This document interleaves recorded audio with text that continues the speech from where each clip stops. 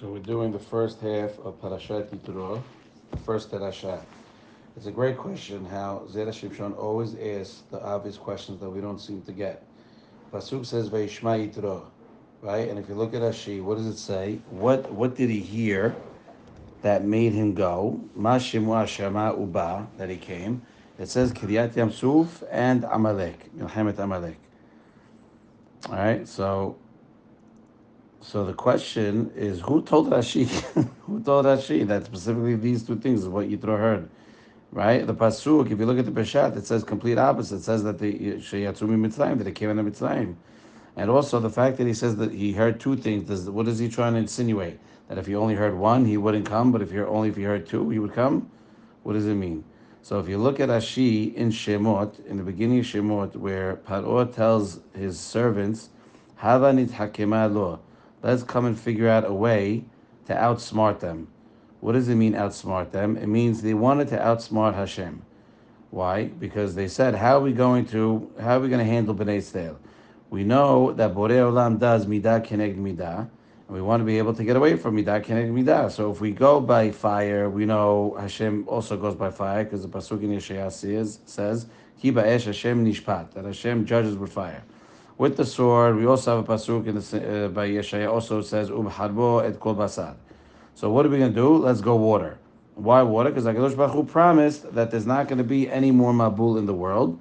So therefore, we could try to handle it. But as she says, Vehem lo hayu yodim, but the Mitzrim didn't realize that Hashem never promised that he won't bring a Mabul on a nation. He just said on the whole world he won't bring. Right? And as she continues and says, Inami, also you could look at it, he won't bring it to them, but he'll bring them to the water, which is actually what happened, right? Because it says that they were rushing towards the Yam Suf. So Hashem got them to run towards the Yam Suf. Not that the water would go to them, but they came to the water, right? Like it says in the Gemara Sotah. So Zera Shimshon starts by asking, what's the difference between the two answers that Rashi gives? Right? We have a pasuk in the Midrash, Mem Tet Tet, that says regarding Sodom, when Abraham tells Hashem, Hashem tells Abraham that we're going to kill, he's going to topple and turn over Sodom and Amorah, and he says, and Hashem, and brother, if you read the Midrash, it's intense. Abraham tells Hashem, Hashofet kol haaretz lo yashrei mishpat, the one that judges the whole land is not going to go by his own laws. Meaning what? Abraham tells Hashem, what kind of loopholes are you going to put with your Shavua? Meaning, I'm not going to bring a mabul of water, you said, by Noah, right? But a mabul of ash, I'll bring, right? Because what do we say? It turned over and all sulfur and fire came, and that's how everybody died. So Abraham's telling Hashem, oh, you won't do it with water, but you'll bring a mabul, but it just won't be with water, right? So he's using that as the proof that a loophole is not good. You can't use a loophole, right? Or, not that you can't use a loophole, but using a loophole is not the Derech Hashem. You know what I mean? If you say something, you got to do it. So the according to the first reason, right? That he won't bring that. Remember that she brings two reasons. One is that he won't bring a mabul to the world, but he might bring to one nation, right? If he does bring a mabul on to the Mitzrim because midah keneged midah, because of what they did to us, it will be called arama, right? And it doesn't look right. So therefore, that she brings an extra one, and he brings the Gemara that says, not only I'm not going to bring the water to them, but I'm going to bring them to the water, right? And therefore, there won't be any arama whatsoever. There won't be any type of loopholes. It'll be exact the way it's supposed to be. That they'll go inside the water, and the water will fall. That's not a mabul. You're allowed to. Hashem never said you can't die with water. God forbid. There's people that God forbid. But a mabul, no. And therefore they had to die by the water. Midah killing midah. So what did they do? What did Hashem do? He had them run into the water, and then the water closed on them. So when Yitro sees this, he saw that Hashem did not do midah keneged midah, and he did not bring them a mabul of water, but rather he waited that they should go inside the yam themselves. What did Paro think? He think that HaKadosh Baruch Hu for sure is not allowed to do loopholes in a Shavua. Right? Ve'im can, therefore, he won't do a loophole with the Shavua that he gave to the Avot, that he'll take that he's going to bring us into Eretz Yisrael and do all these things, Berit Ben Abetarim, right? So he wanted to say what kind of arama could Hashem do? He could say, oh, well, the promise that I made was only when they're tzaddikim. But if they're sinners, well, we have a pasuk in Mishlei that says, "Hataim teradef ra'ah," that sinners ra'ah chases you. So since he didn't do that, and he didn't run a loophole through Mitzrayim regarding their punishment. Therefore, Yitro is saying beauty. That means that Hashem is going to cover us, cover Bnei Israel, and He's not going to try to get out of the promise that He made. Okay. Therefore, it makes sense that Hashem should cling on to us, which means that Hakadosh Baruch Hu cannot push us away and He can't leave us. Right? That's the Adamah. That's a good thing, because he shows that even though the Mitzrim were bad and he didn't make a loophole in his promise that he won't bring a Mabul to the world, he still did Midah K'nei Midah by killing them, not by a Mabul, but by throwing them, by putting the water onto them. So it shows that Hashem Kivyachol went out of his way to do the right thing, not to go to Adamah. So therefore he's going to say that he's not going to do, if Bnei Yisrael do something bad, Hashem's not going to run away, and Hashem's going to keep the B'nai Betarim. But that logic wasn't clear to Yitro only after Milchemet Amalek. Why? Because it says in the Gibanan Sotah, Moshe tells Bnei Yisrael, I am the reason why you got saved. What does that mean? The Midrash says that when Moshe came out of the Ye'od, all the children that got thrown in also came out. Right? And if that's true, that means that the Egyptians that threw us in didn't actually kill anybody. Again, the Midrash says that Moshe came out of the Ye'od, right? And what does the Midrash say? Alu imo kol hayeludim shehushlechu laYe'od. All the children, all the babies that also got thrown into the Ye'od. And if that's true, then the Mitzrayim didn't actually cause anybody to die by water, right? They killed us in other ways, but not by water. And if you were to bring us a Mabul of Mayim, right, then you could, now Midat Adin could start arguing and say it's not true. We didn't even kill anybody. Mitzrayim didn't even kill anybody. Who did this? Avimelech. If you remember in Va'era, you had Abraham and Sarah go to Avimelech.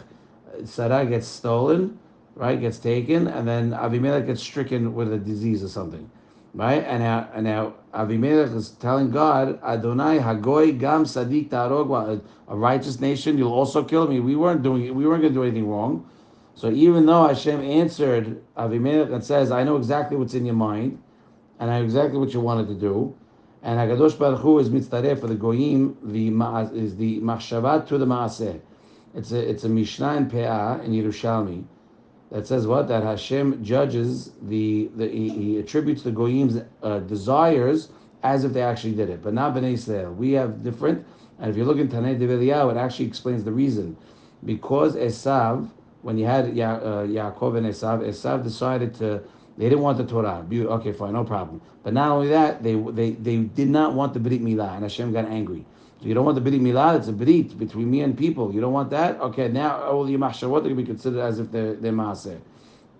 If you look into Tanakh Devarim, it's a cool piece. Anyway, so it says here that there's in any event, there's a Pithon Peh that the Baal Din could argue, okay, and say that they didn't do anything. And if you didn't do anything, you can't. We didn't actually kill anybody, so they could still come and say that it wasn't us. That's why he waited. Hashem waited until the Mitzrayim came in and the water toppled over them, right? And because of that, because of what Hashem did, because he didn't want Midat Adin to come and be mekatreg on Bnei Yisrael, right? Yitro wasn't sold. Yitro was mesupak b'ma'asav shel HaKadosh Baruch Hu v'shelo haya yodea emet. He didn't know the truth. What was the truth? He didn't know if it's really true that Hashem doesn't do loopholes or not. Why? Because again, we're saying originally midah kereg midah, right? Hashem didn't. He still did midah kereg midah, but didn't bring a mabul hamayim on them. Why? Because it's going to look like a loophole. Like, all right, you said you're not going to bring a Mabul Mayim onto the world, but I never said that I wouldn't do it. It's like the fine print. I never said I won't do it on one nation.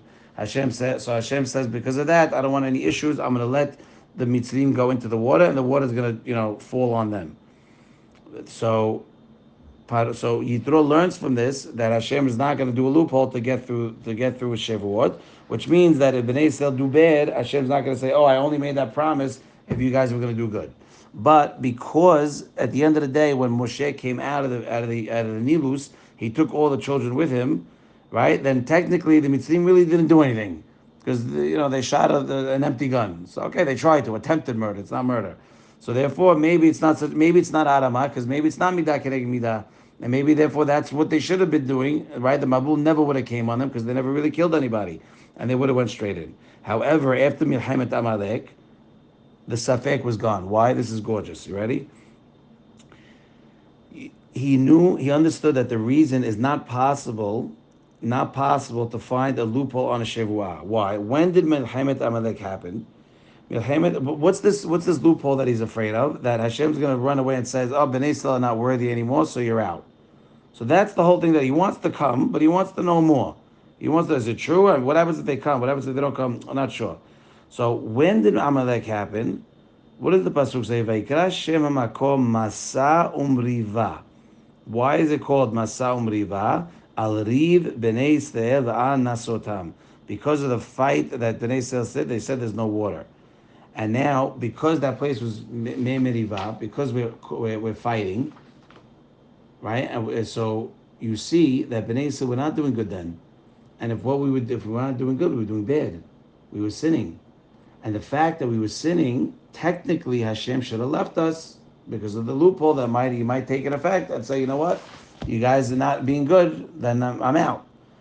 And what happens? And the fact that he saved Bnei Israel during the Milchama of Amalek, who ambushed us, and we were Ayef v'Yageya, shows that Hashem is not going to leave us. So it says, right? The koach of the Shavua that he promised to the Avot, he had to help us. And he couldn't do any type of loophole around the Shavua and say, "Oh, I didn't do it because you're not zocheh anymore." So his action here by Amalek also proves the action of Yam Suf. That specifically, he waited for the Mitzrayim to come in was not because he wasn't able to be lo hayam hatam ela. It wasn't because they didn't deserve it because they didn't really kill, but only because he doesn't do loopholes around the Shavua. He says what he's going to do. Right, and since they actually did the actual action of physically taking a baby and throwing it to the Nilus, into the Od, it's not only called intention, it's called Maaseh.